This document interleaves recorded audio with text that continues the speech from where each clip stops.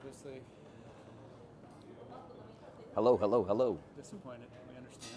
No, not disappointed at all, man. This is the Olympic Games, right? You're competing against the cream of the crop at your weight class. And Axel Makhmudov, he's a great opponent. He's a good friend of mine. And we battled out there and we put on a show for the fans. So I'm not disappointed at all. I had a lot of fun. It was a blast. Yeah, it was a blast. And I got a good chance of that guy bringing me back in. So I'm just going to, lock in and get what we can get. So what was your assessment of the match? I think I had him shook in the first period. Obviously, he wanted to go big, tried to lift me off the bat in the parterre there. He had an Airbnb rented on my back. It was a long time down there, man. So I was doing my best, just defend. Going into the second period, I was ready to go. I think I opened up a little too much and then gave him a little gleam of hope there.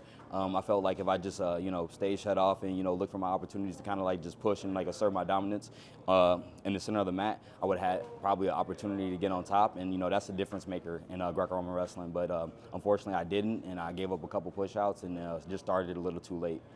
Can you talk about, like, when you get put down in that first period, there was a moment about 15 seconds into that where you were a fraction of an inch away from just stepping over it and appearing that you had the points, and it kind of looked like, at least from where we were sitting in the press, that you kind of backed off of it. You felt just a little. Yeah.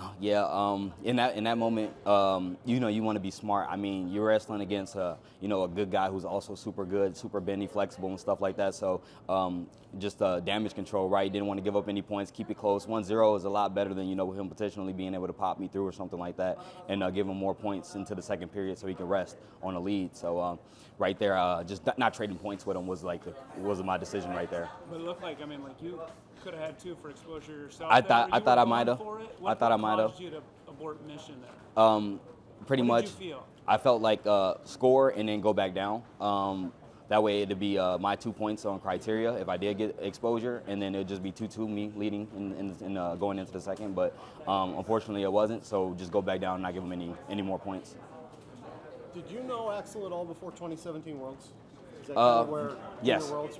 Yes, I watched videos on him when he was wrestling at Cadet Worlds. He was a monster, just reversing everybody. I like his wrestling style because it's kind of similar to mine. We both we don't stop wrestling when people get us elevated in the air. We keep wrestling and we scramble a lot. So it's a lot of fun wrestling a guy like that. How much of your perspective after the match is based on the fact that you got here and it's sort of a different route and you have a different appreciation of what it means to be here? Oh yeah, I wasn't supposed to be here, but I got the invitation late. Answered the call, of course. I love USA Wrestling. I love USA Greco. So when I got the opportunity to come out here and compete, I was gonna go out and wrestle as hard as I can. Once again, my weight class, 77 kilos, is stacked. So I'm used to wrestling good people off the bat like that. So I wasn't anxious. I wasn't nervous or scared or anything like that. It was more so going out there and trying to accomplish the mission. I fell short today, but who knows tomorrow? If he pulls me back in, we just got to battle through repercharge. What do you do in the weight period? In the weight period, you go cut weight. I mean, you're done for the day, right? You lost, you're done for the day. The smart thing to do is, have faith in the guy. He carries you back in the match. Get as much weight off as you can, and then just relax and rest. Who's here for you today? Who isn't here for me today? I got my whole family in the stands. It was loud. I loved it. I wanted to look over and see what they looked like, but I was locked in, just ready to go out there and battle. Can we talk to Joe? Of course, I talked to Joe. I'm super proud of Joe, man. Joe he's a battler, man. He really had to fight through some demons to be here today and just compete. And watching him just grow, like I said, he's watching me grow. He's older than me, but I'm also watching him grow. He's a warrior, man, and I'm super duper proud of him. Regardless of the result, I told him we're gonna rise up from this because it's not a huge difference between us and people internationally. Like a 4-1 match is a hard-fought match. Kuhn wrestled a 3-1 match against another world champion. He battled. It's just a couple adjustments and we'll get to where we want to be.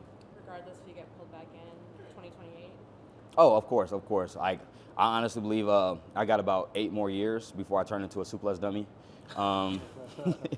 for the kids and start coaching, whatever. But yes, 2028 Los Angeles. How much longer is your enlistment in the Army? However long you want it to be. You can go and sign them papers as many times as you need to and stay in. But I'm looking to re-enlist right now. My coach and I are going to start working on that after my competition. So. What's your rank again? Specialist, E4, okay. E4 Mafia. Thank you, guys. Thanks, Kamal. Thank you.